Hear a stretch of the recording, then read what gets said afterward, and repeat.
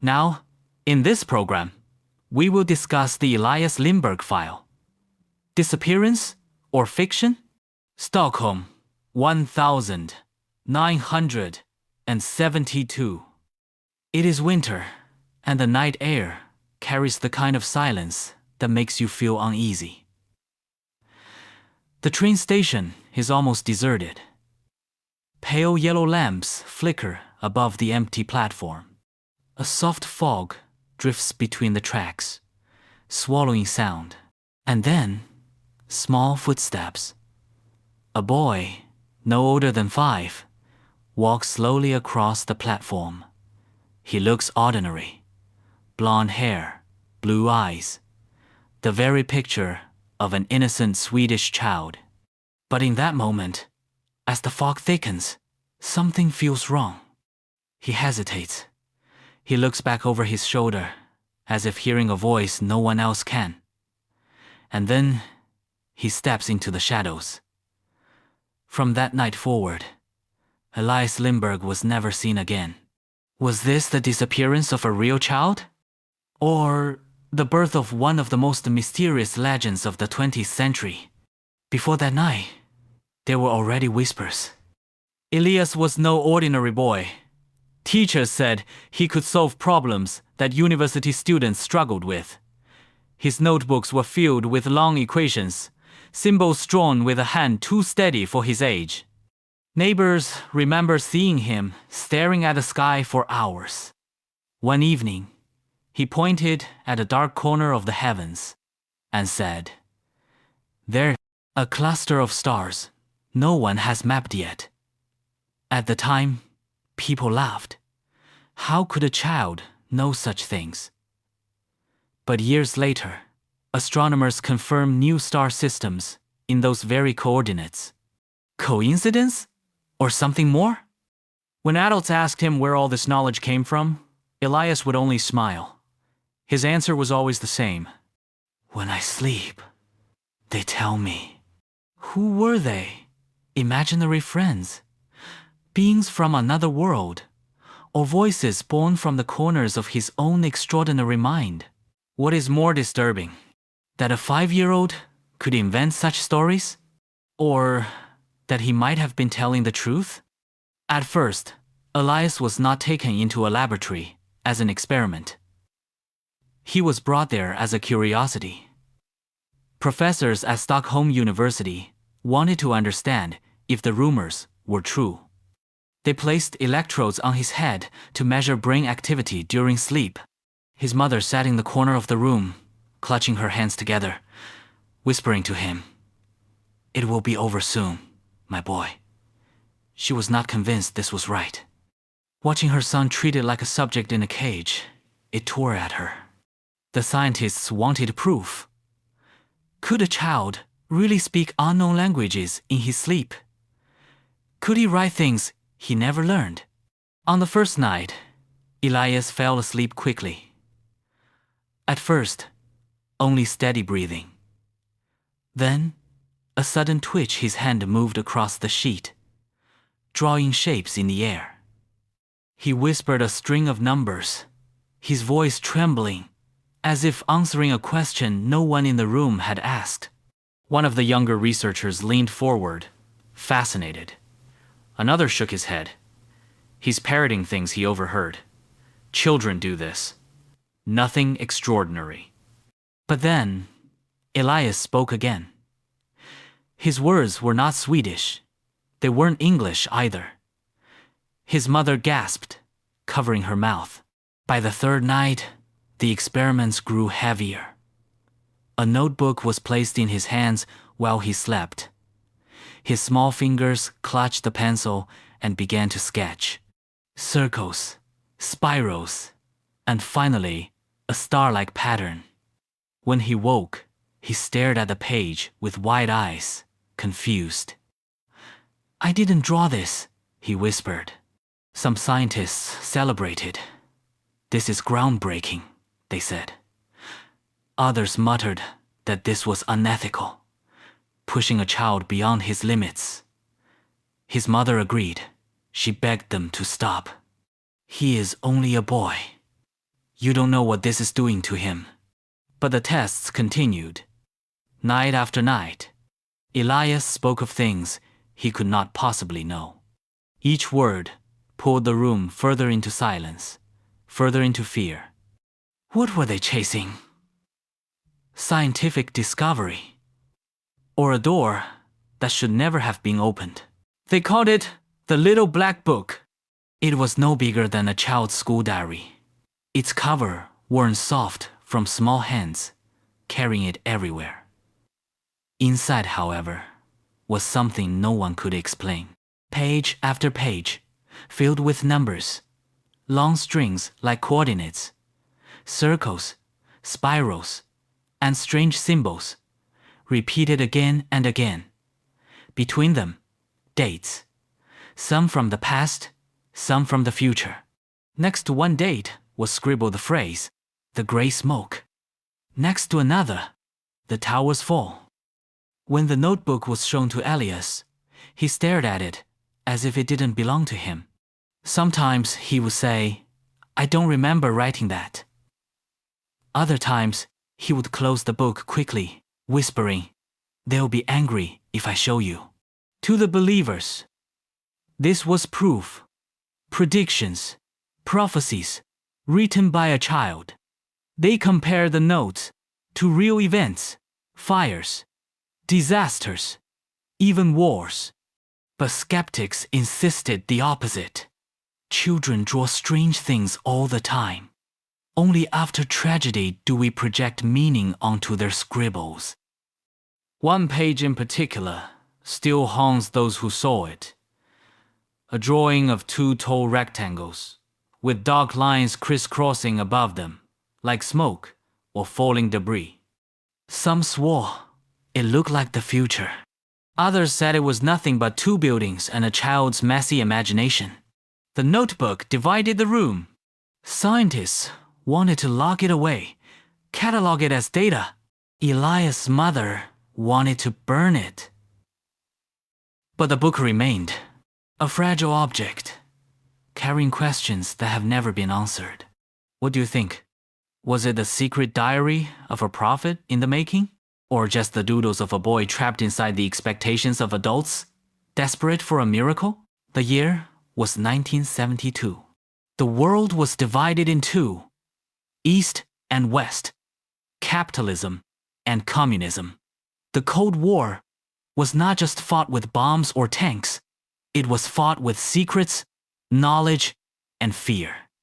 When whispers of Elias reached beyond Sweden, interest grew darker.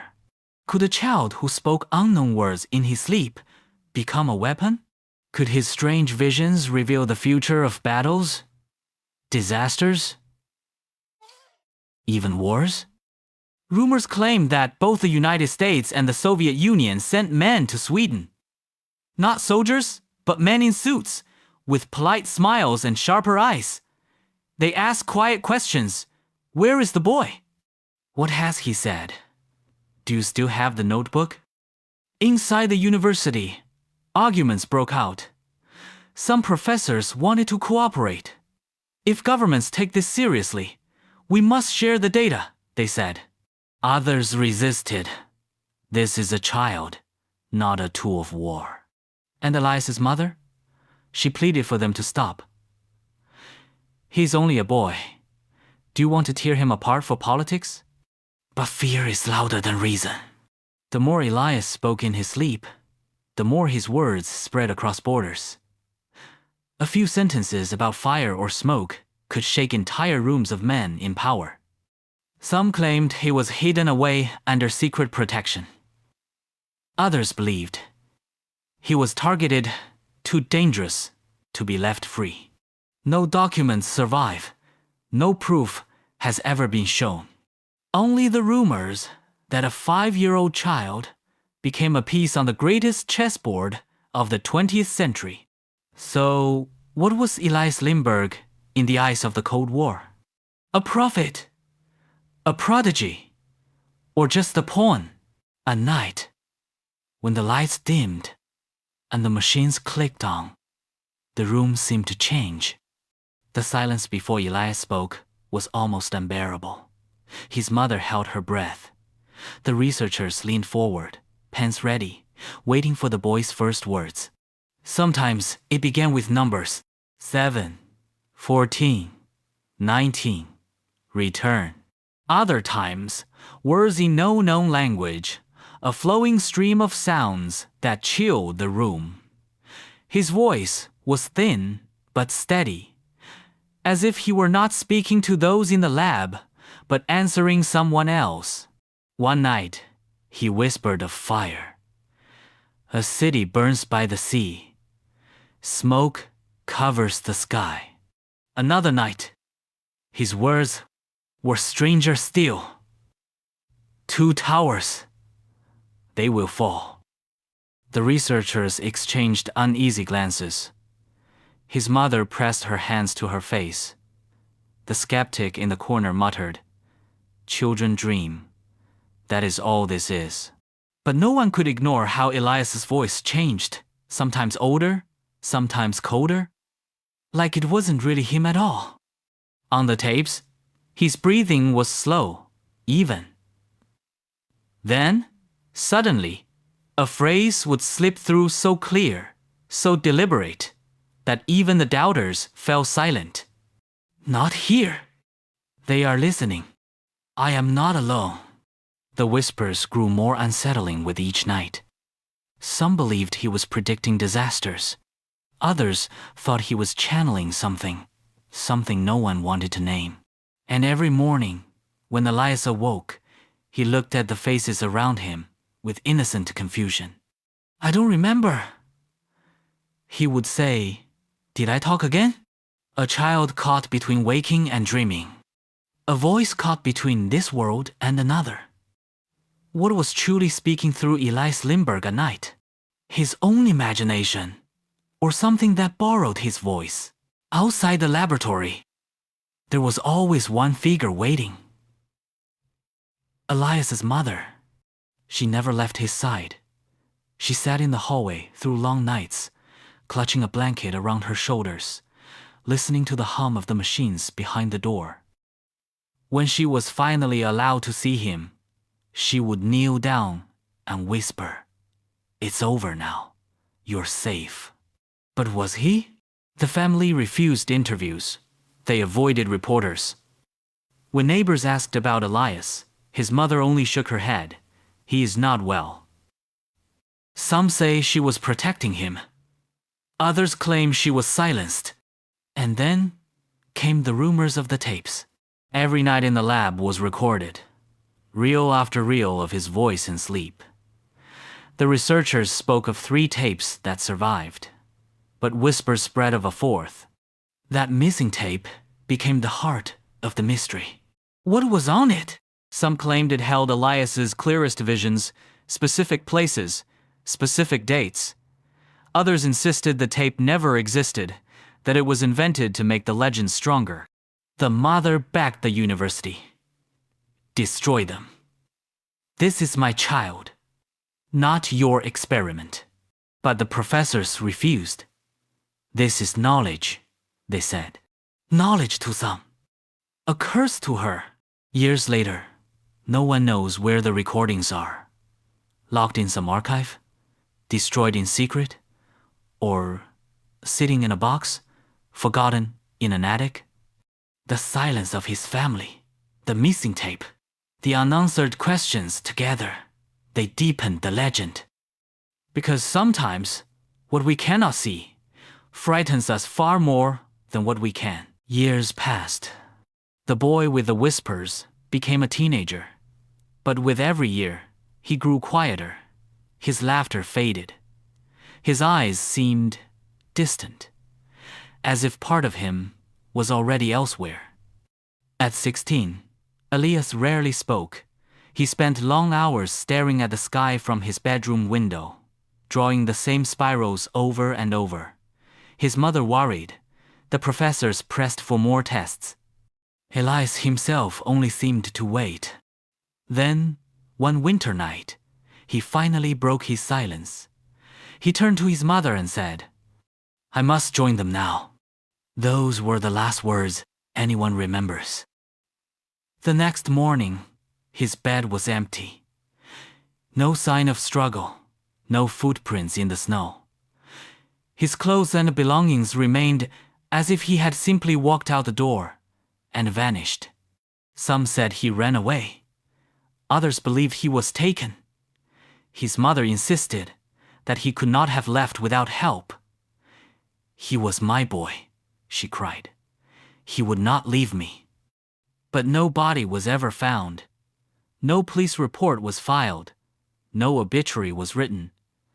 It was as though Elias Linberg dissolved into the fog of his own story. Who were they? The voices he claimed spoke to him in dreams? A secret group that had been following him all along? Or something none of us can name? All that remains is the sentence, "I must join them now." A phrase that still lingers in the air, long after the boy himself disappeared. After his disappearance, the world was left with questions. Questions that have never been answered. Over time, 3 possibilities emerged. The first possibility: Elias Linberg never existed as the legend describes.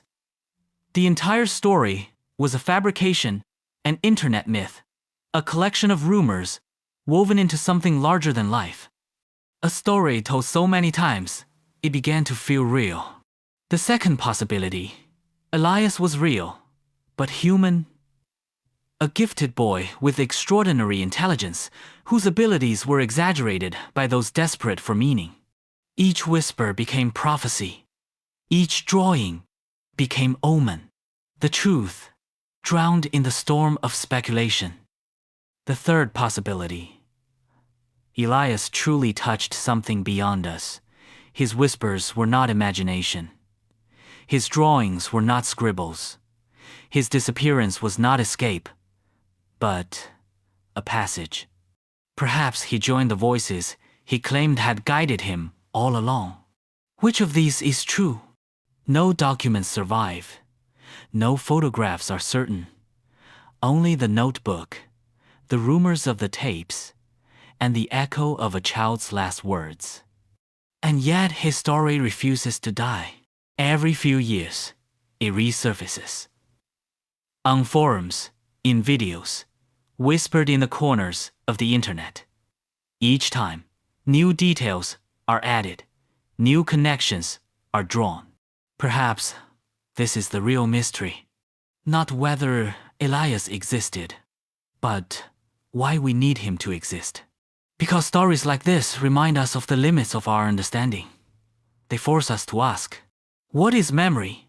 What is imagination? And what lies beyond the thin veil we call reality? Elias Linberg's file remains open. Not in the archives of any university. Not in the hands of scientists or governments. But in the minds of those who still wonder, was he a prophet? A genius? A myth? Or something else entirely? The answer is not written in any notebook. It is waiting, perhaps, in our dreams. Just as Elias once said, where they might still be whispering.